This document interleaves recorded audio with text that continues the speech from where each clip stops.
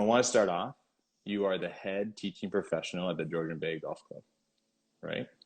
hmm How many years have you been at the Georgian Bay Golf Club? I believe it's about 12 or 13 years. Wow, It that's gets a bit awesome. blurry with the maternity leaves, but I think about there.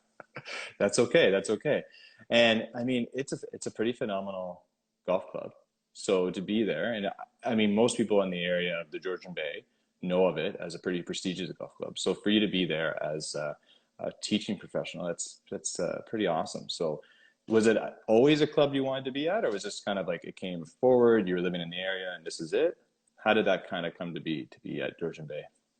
Um, yeah, just I'm born and raised in Meaford, and Nice. so when I came back here from living in Colorado, it was just kind of the place to go.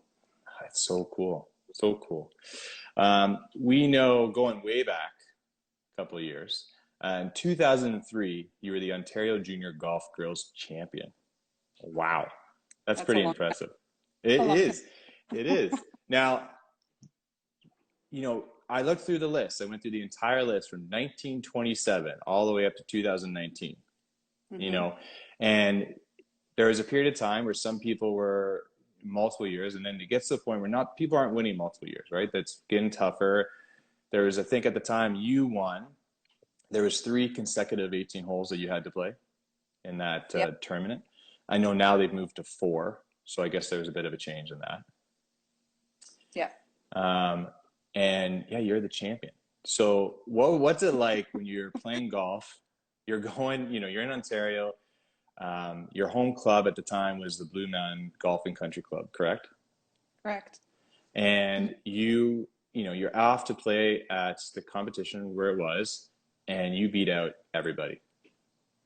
What's that like? Well, man, it's so funny you ask. It just was so long ago, but yeah, I mean, it was such an amazing feeling at the time. I remember that. It was in a playoff actually. Wow. And leading up to that, I played so many events and I always lost in a playoff, every single one. So to actually win a playoff or an event in a playoff was pretty exciting. That's so cool. So leading up to that, you honestly were not. You come to playoffs, and it just wouldn't always pan out. No, And I then self-sabotage every single time. the self-sabotage. Now that is definitely something that can happen in golf very often. You have the lead, and then just something happens. I don't know what it is, Yeah. but it pulls through, and you take the win. So do you get a big trophy for that? Is it your name on a plaque? What does it feel? What happens when you win? Yeah, just it was a yeah, trophy of yeah, That's so cool. gold So cool. trophy. So you finished there. You're kind of, I'm not going to say it's necessarily the high at that time. Would it be one of your highlights, being Yeah, the Ontario champion? certainly at that time. Yeah. So then after that, you're moving on to Colorado State University, Hmm and you were there for 4 years, correct? Correct. And I went to their website, and your name is actually on the website. And I got to say, you may do well in school or university, but to have your name on the website, that's pretty impressive. So I went through and I found out that you were the MW Scholar Athlete for 2005, 2006, and 2007. Nobody else can win that at that time. It was just you that was able to get that for ladies. Now I thought, holy moly. And then you think, okay, well that's good. You don't need anything else. No, that's not it. You're also the WGCA Academic All-American Scholar for 2005, 2006, and 2007 as well. So I'm going, holy, phenomenal. And then top that off, you're also the Academic All-Conference 2006 and 2007. hmm Now, previously we had chatted and you talked about, I believe you said you were also the team captain for the years that you were at Colorado State for like my senior year. for senior year. Yeah. What's it like playing, playing in the States, living in the States, and playing for a university that obviously is trying to compete against every other university to be the best? How's that? What's that? Because you went from high school, now you're in the States, you were living in Meaford, Ontario, Canada. Now you're down in Colorado. What's that change for you? Um, I remember it being like a really, really significant adjustment. But you know, as the years rolled on there, I was there for 4 years. It became just the best thing ever. Wow. I remember. Um, yeah, I got to play lots of golf and just kind of you're on your own away from your parents. It's just Totally, such a right? And you get to have fun. And did you feel like your game was starting to excel in those conditions? Or was there so well, much going on it's harder? Because you're in university, obviously you have academic scores you're trying to keep up. well, actually, um, I mean, a lot of this led to where I am with my coaching today and whatnot. But yeah, I actually had a kind of went through the trenches when I got to university, and I just actually tried so hard to play really well, and I actually started to play worse. And Really? there was the first 2 years that were just a real grind. Wow. And I came out of that, Yeah. and it got better. But yeah, I don't think I tapped into like how good I could have been, like with some of those feelings I was feeling at the time. Now, do you feel a little bit that being able to kind of go through a low point, like really working hard, you've got academics, you're playing the game, you're trying to do your best, but the results aren't showing. Hmm. Do you feel that that kind of propelled you into an upward trajectory where you're now moving towards excelling? Like you needed that to move forward? Was there a learning experience there that was kind of paid off for you? 100%. I feel like all the playoffs I've lost or all the really, you know, the higher scores that I shot, all the times I feel like I just was grinding it out. I mean, definitely those have been such a huge part of getting me to where I am right now. Definitely. That's so cool. So cool. So a little bit about your certifications that you have, because obviously, we know that you can golf. You got a scholarship to go down to Colorado State. Yeah. So we know you're a certified golf coach with the PGA Canada. So I'm guessing within that, there was a certain point in your stage of being a competitive athlete that you thought, I think it's time for me, not necessarily to stop playing, but to move towards how can I help others. Am I right on Right. that? Yeah. What was the point from university playing, doing academics to the area where you're like, okay, I want to move a little bit more towards the coaching side? Hmm. Um, I wasn't sure where I fit into the whole playing aspect of it all. I didn't know um, how much I wanted to kind of go down that road wholeheartedly. Okay. And I was really interested in figuring out how people learned the game. And I didn't want to exit myself out of the game completely, and I wanted to still have it part of my life. So, yeah, I was just kind of exploring it in a different way, I So guess. cool. No, I like that. That's awesome. I think we all kind of go through that with the whatever aspect of our sports that we're in or so forth. And we kind of have to find the path of how can we stay involved and keep being active. And maybe the competitive side just moves off to the side a little bit, but you're still helping the next person moving through. You are a mind factor coach. Now, that sounds pretty impressive to me. So I was wondering if you could maybe elaborate a little more. What does mind factor coach? How does that help others? What is the specialist in Honestly, Andrew, I'm not going to do that one justice because I that? took that training a while back and I've completely evolved it into my own thing. Oh, that's so cool. So Yeah. cool. Kind of took a little something and then moved it into something. Because I know when we start moving forward and we start talking about conscious golf, I can see where that those two might come together. Okay, so we'll get back to that as we move a little bit But further. the guy, his name's Carl Morris and he's awesome. So, Okay, and he owns Mind Factor all Coaching and right. he's great. Would you recommend it for people if they're looking at trying to expand on what they're able to do and Yeah, achieve? Okay, sure. cool. Why not? A little mind factor out there. Titleist, I know the brand. I hear it a Yep. lot. It's pretty popular. Performance Institute, level one and junior coach. Where does that fall in? How do you achieve that? So Titleist Performance Institute is they've done amazing things and they're very well known in the golf industry, Okay. as a place that sort of blends the physical aspect of golf with the golf swing. Cool. So they look at the body and our limitations Yeah. and work on the body, work on our fitness, work on our physique to be able to hit Oh, the ball very more, cool. Very more cool. effectively. Yeah. And the junior coach aspect, does that mean that you can also specialize in those youth golfers that are out there? Yeah. So same thing, just directing it towards youth. So cool. So cool. Now, I remember Pretty different once, things go ahead. people have thought of. Listen, I always find there's some sort of certification for anything out there, but it's always good to know where everything kind of aligns in the game of golf, right? There's a lot of people out there looking for specialists to help them out. And it's nice to know what is it that someone has and what does that actually mean, right? Because people will just throw titles up, and it doesn't always mean that those titles are going to help that individual move forward Yeah, in this exactly. beautiful game, right? That we all love to play. You also are a yoga instructor. And Mhm. what I love about that is once I was on your website, once I was reading through everything, I could really see a little bit of where yoga had fit into your thought process and where you're moving conscious golf. Am I right on that? Is there a little bit of collaboration between the two? Definitely. That's so Mhm. cool. So cool.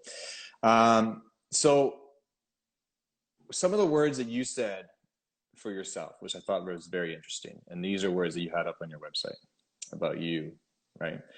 And one of them is this.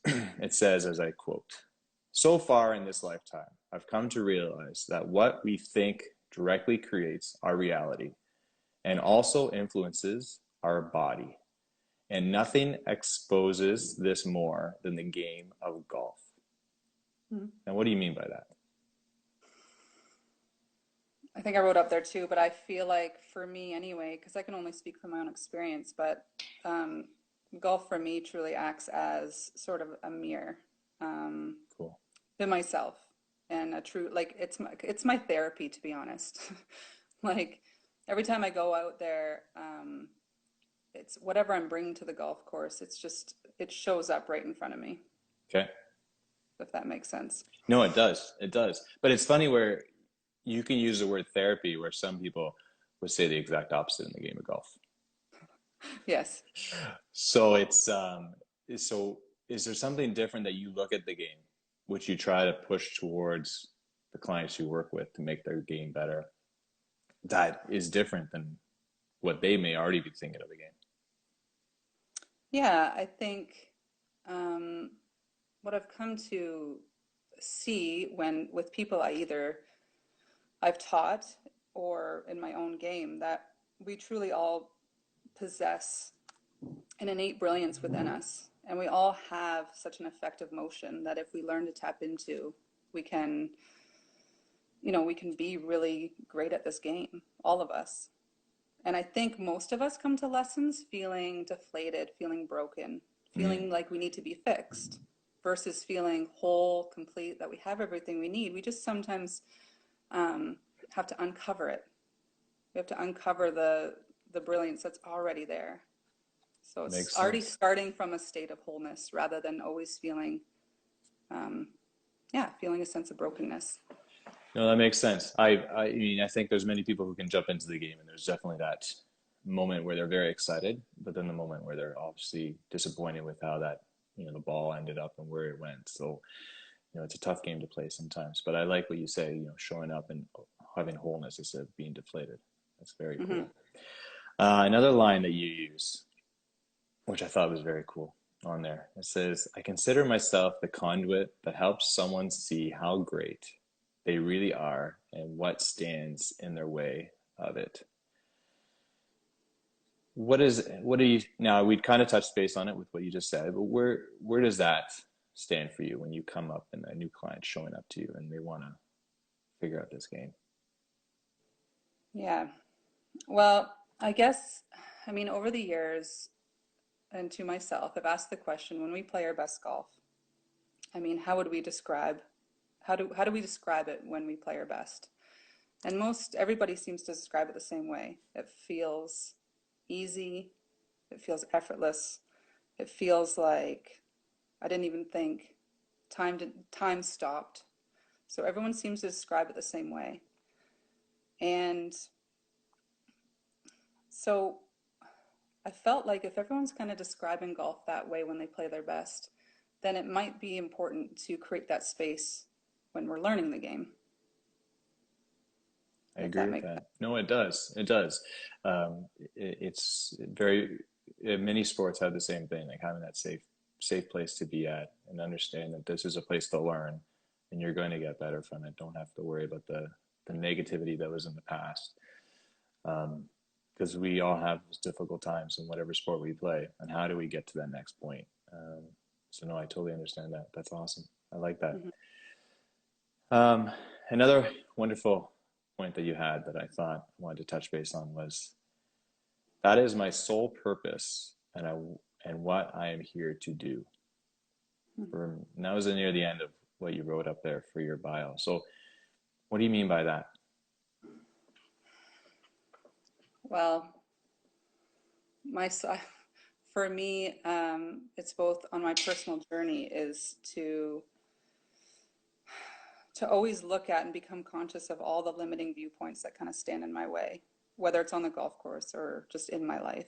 And if I can be that person and create that space for others to see that within themselves, then I think that's valuable Very much. um, for just life in general. But definitely, I have found that it has a significant bearing on the golf course. I would agree with you on that. That's very cool. I like that. Hmm. Hmm. So that's a little bit about Megan Chapman. Now let's move a little bit more towards conscious golf. And one of the main phrases I wanted to start with that I think is just so, I love it. I say it every day now that since I've seen it is awaken the golfer within.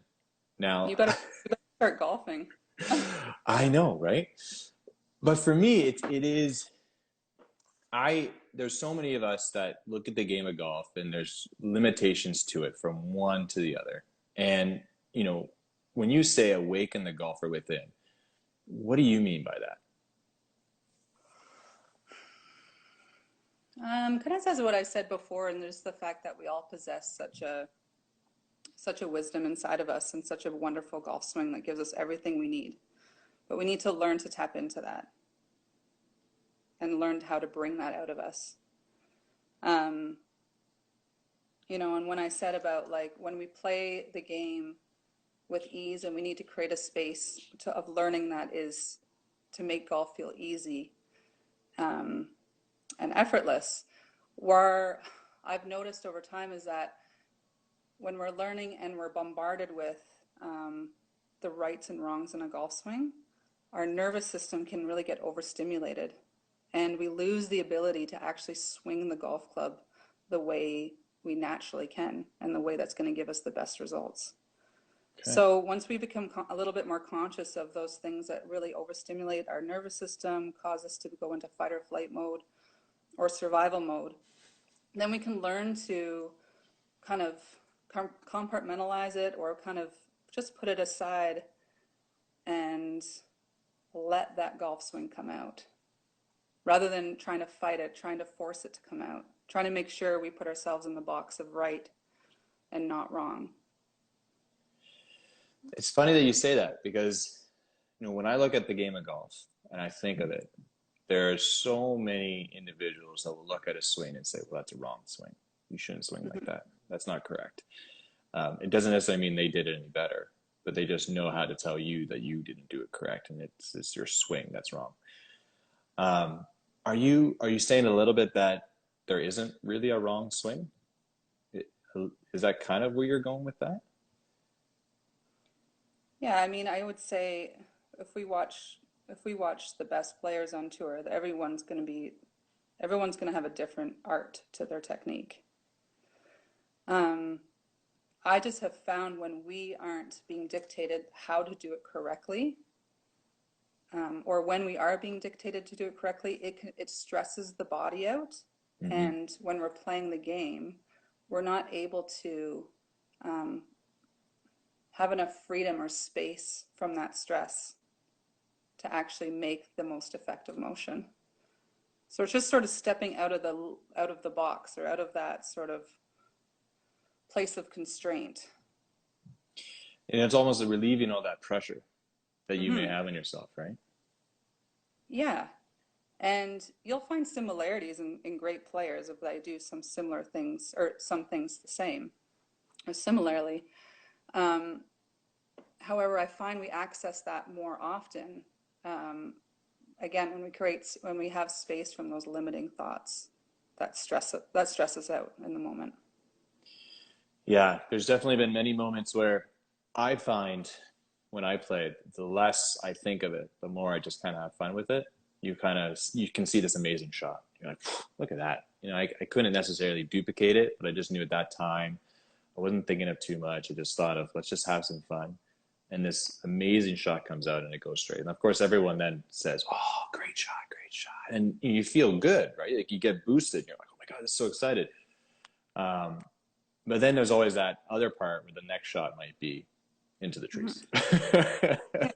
And you're like, and so, I find the hardest thing about the game is trying to stay positive, trying to continuously be positive throughout it all without an outside force, like another person you're playing with or so forth, to make a comment or to say something in a jokingly way, but it just irritates you and you start to go, oh, Mhm. I'm not playing that well. Da, da, da, da.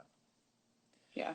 Are there things that you use with in your teachings that allow people to try to mitigate that and just really focus on what they're doing and get to that special place that's going to help them Mhm. achieve the game? Yeah.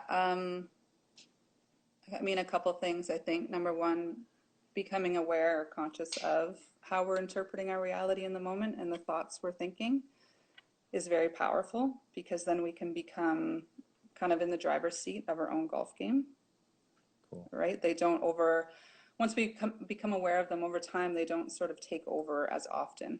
Mm-hmm. So that would be one thing, bringing awareness to those thoughts. Another thing would be I really use the breath a lot to kind of come back into my body, feeling my feet on the ground when my mind gets, again, overstimulated or I'm feeling that state of stress. Because we're all going to feel that. We're all human beings. We all have that. So we can't get rid of it, but we can just learn how to live with it in a more peaceful way, if you will. No, I like that. A more peaceful way. I could definitely use that more often than not for myself. Um, so this kind of leads into more about conscious golf. We kind of talked about it a little bit. And one of the things that you say on your website that you put up there, you say conscious golf is not about reinventing your swing. It is about reinventing your approach to learning. Yeah. And I thought that was such a great line and phrase because most of the time people are showing up to a specialist, someone who's a golf pro, and they're saying, okay, my swing's wrong. How do you fix it? I need to change this. But reading that kind of it even made me feel better because I go, okay, well, maybe I don't need to just change my swing. Maybe I just need to change how I'm learning and approaching the process of the game. Would I be correct when I read that and what you were trying to put forward? Yeah. Yeah. I Cool. would say so in terms of, yeah, looking at how you look at your, like, for example, for yourself, just as an example, like, how would you, in certain situations, how you see the situation, excuse me, is going to have a significant bearing on the motion you're about to take in that golf swing. Okay. If you're worried about the ball going in the ravine, for example. I do that a lot.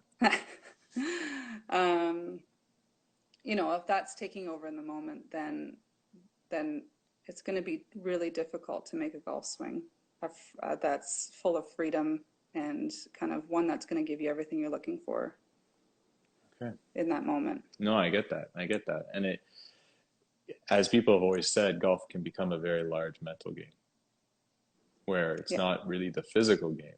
Like, yes, you need to be able to, either physically swing the golf club, but it's what's going on up here that can drastically change where that ball ends up going sometimes. Well, and then sort of just in my yoga experience, our mind and body are one and the same, and our body will always follow our mind. So if we're just focused on just the body, so far in my experience, we've sort of lose the boat on, well, what directs the body in the first place? Hmm. Yeah, that's cool. And I can see where yoga now kind of plays in a little bit more when you took that. Now, my question would be is, you know, these thoughts are so phenomenal, and I like your approach. Was some of these, did you think this before you did yoga? Or did some of this come to light after doing yoga and almost putting the two together and saying, hey, like, where are we at with this? Like, how do these two come together a lot more than I thought?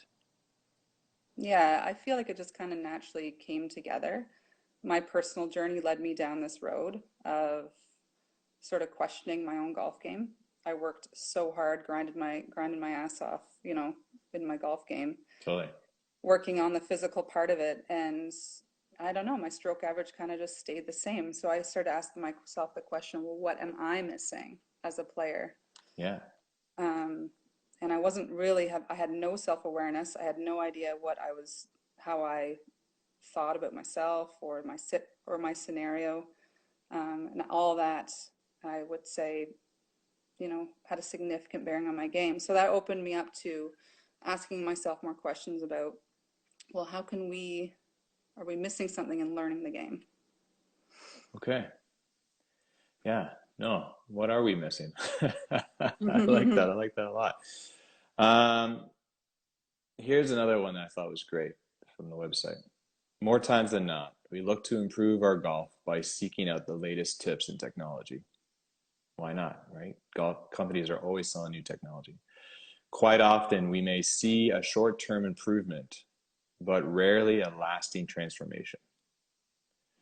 So, I mean, it's easy for us to watch a game of golf, and the first thing you see is the brand new shoes that someone's wearing, or the brand new golf club someone's using, and the new ball, and so forth. And everyone's excited about those things.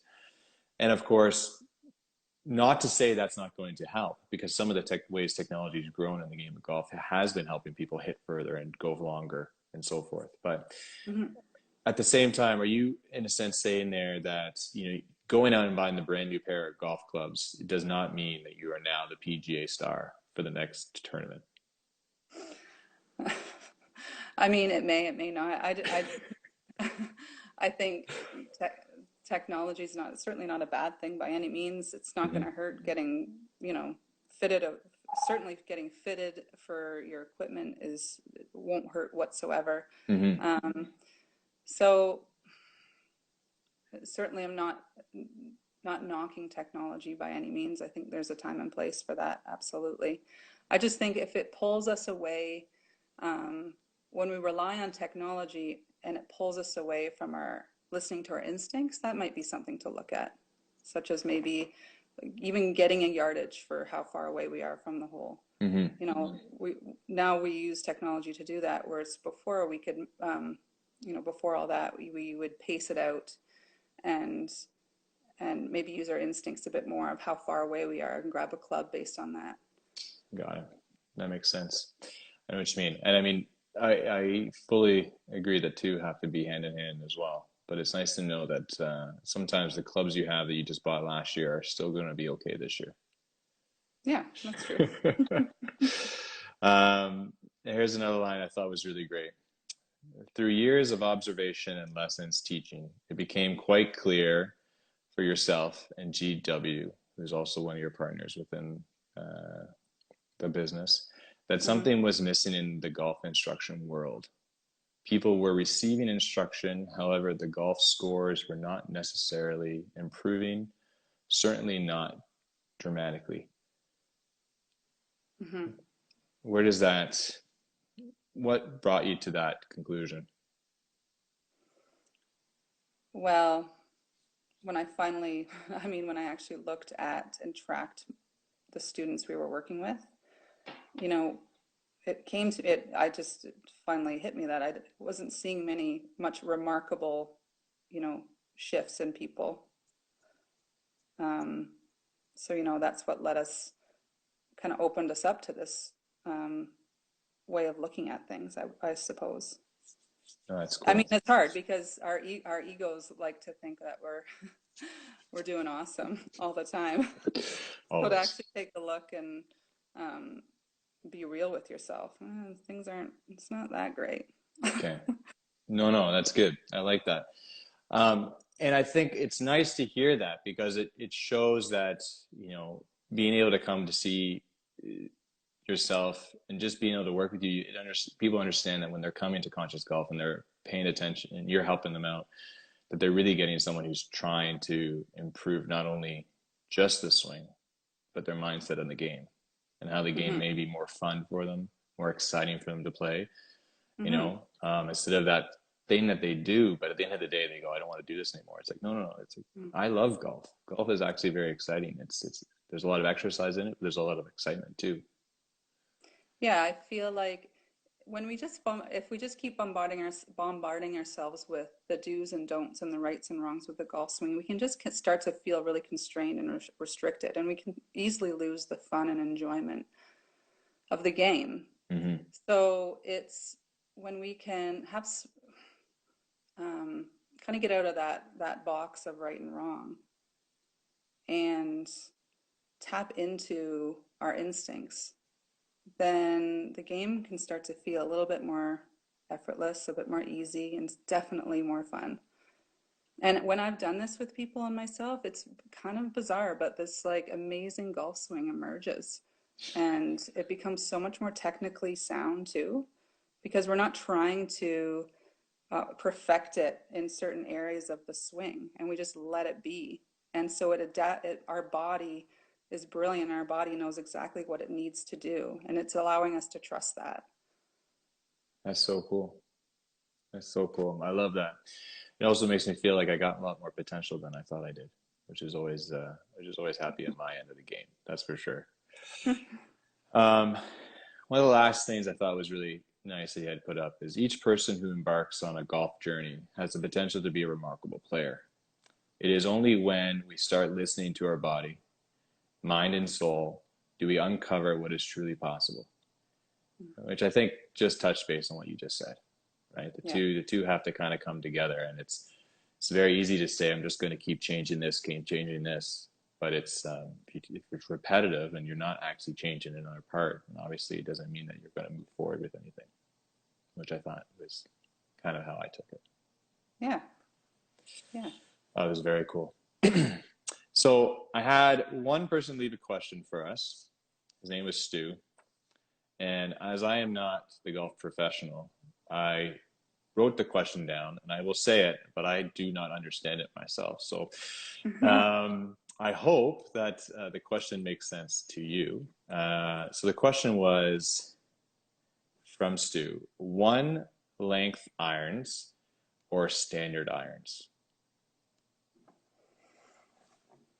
That's a great question. That'd be a good one for G Dub. He's the equipment junkie. Okay, all 'Cause right. he is totally dabbled with the one length, and he's totally dabbled with the different lengths. So are we talking that every club that we play being the exact same length, no matter if it's an iron, like any of the irons? Is that what we're talking about here when we say one length? Yeah, well, yeah, some people play like their irons the same length. Okay.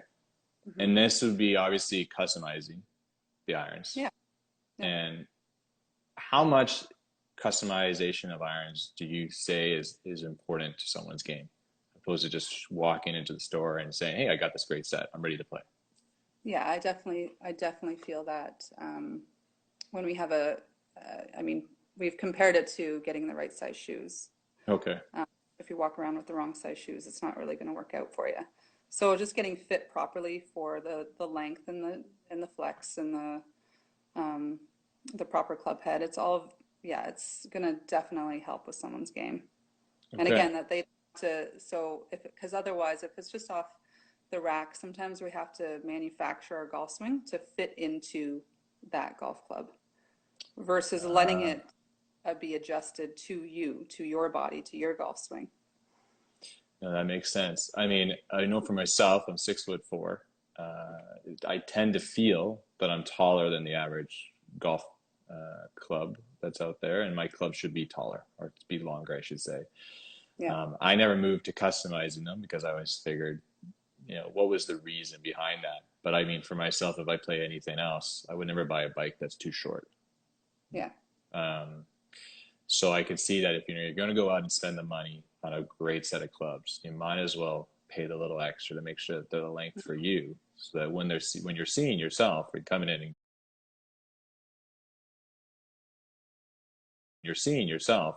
and getting some great lessons that, that's all working out instead of having to bend too far over or bend the knees too much. Am I a little right on that one? Yeah, and I think because if we have something that doesn't feel right, again, just like we were chatting before, it's going to have an impact on our levels of, of stress, let's say, or level of just it doesn't feel right. So we're going to Yeah, have to make an adjustment of some sort. So we're not going to let ourselves um, swing the way we need to, that's or awesome. swing the I way love we're that. designed. I like that a lot. So I know that I probably have another 34,000 questions that we could ask you, but I figure that what we should probably do is have you back again, and we can more touch base on the swing or the equipment and so forth. And even if we have to have G-Dub on for one of them, just to let people really get more of an in-depth approach to each aspect of the game. What do you think of Sure. that? Does that work for Ab- you? Absolutely. I know we would love to have you back because you've been phenomenal every minute so far. Um, if someone wants to get a hold of you, I know right now Ontario doesn't have the ability to golf outside. Saskatchewan, I've said, is opening up in May 2 for. BC has golf ready now. New Brunswick. We're not sure about Ontario. It hasn't been announced yet. What is there anything people can do going to consciousgolf.org on contacting you and ways? Is there stuff that you can offer people now to help them out to get ready for the moment golf does open? Yeah, I'm going to start a golf yoga and meditation class, hopefully starting next week. So on Oh, Zoom. fantastic. Hmm. That's awesome. A golf yoga. Golf That sounds very yoga. exciting. Now, do you have to bring the golf attire to show up to the yoga class? That would be awesome. No, you don't have to do that. Because all I want in that picture is a bunch of people with the long socks, the official socks, and just getting down and doing some great yoga poses. I thought that would just be something else. But that sounds brilliant. So if they wanted to do that, would they be able to find that on the website? That's on the website.